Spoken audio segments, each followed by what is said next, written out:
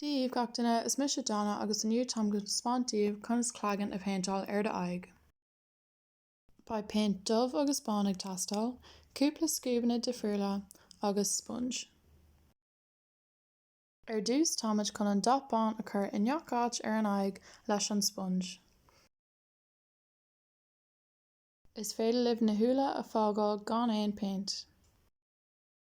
Is le scúb mór táimid ag dul isteach le dubh ar an scúb agus na húla a líne isteach.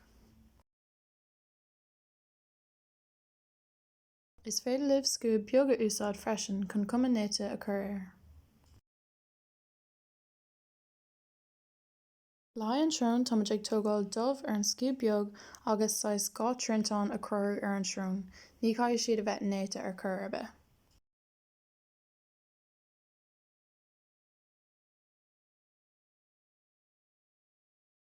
Ag tógáil an scúb mór arís, caithimid cúpla crothanna a dhéanamh ar an taobh an aghaidh, cosúil seo.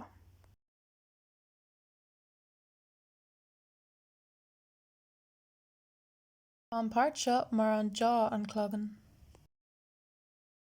Agus déanamh mhór céine ar an taobh eile. Anois táimid chun bán a chur ar an bhéal agus na línti dubh an seo a mheascán amach píosa beag. Anois le dubh ar an sponge, táimid chun shadows nó scáthanna a crothú isteach sa bhéal. Déan cinnte go bhfuil sé meascatha amach go maith.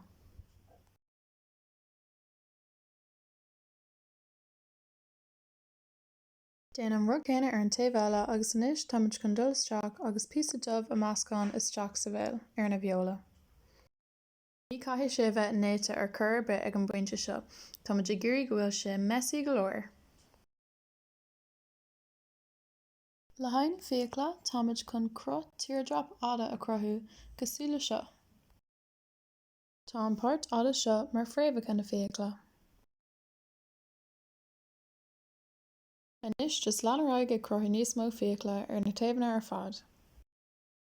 Arís, ní caiithidh siad a bheith néite ar chur ar bith. Ach déan iarracht iad a cumad i líne díreach.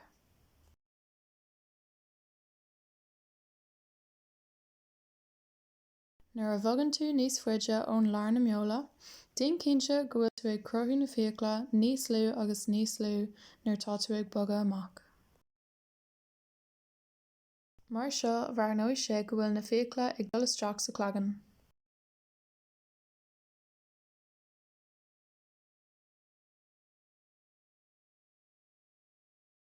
Anois caithimid cúpla cracks a chur sa claigeann chun an cuma seán a fháil.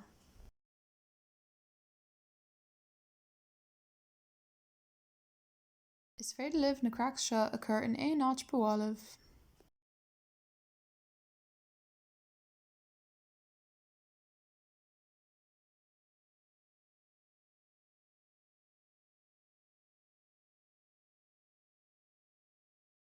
Nuair tá na cracks déanta táimid chun níos mó séadála dhéanamh. Tóg an dot dubh ar scúb an-tanaigh agus déan cúpla línti in aice le na línti bán. Ná cuirí den neacáis, just cúpla áiteanna agus táimid chun iad a meascán amach níos déanaí. Tóg scúb tírim agus glan tar éis seo agus just té thar na línti a rinne tú. Seo ag meascán iad amach.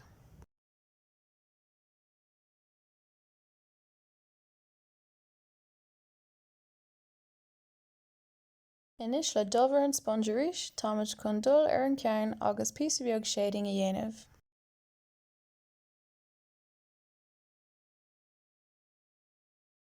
Chur an dubh ar de éadán, de jaw, de smig agus fiú de gruig más maith leat.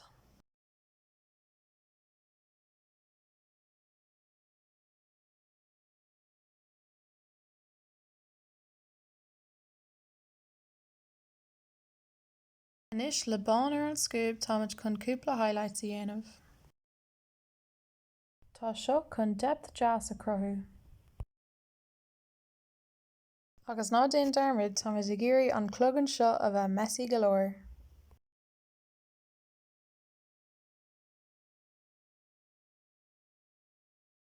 Agus seo é críochnatha, cur maith agaibh agus ban taitneamh as.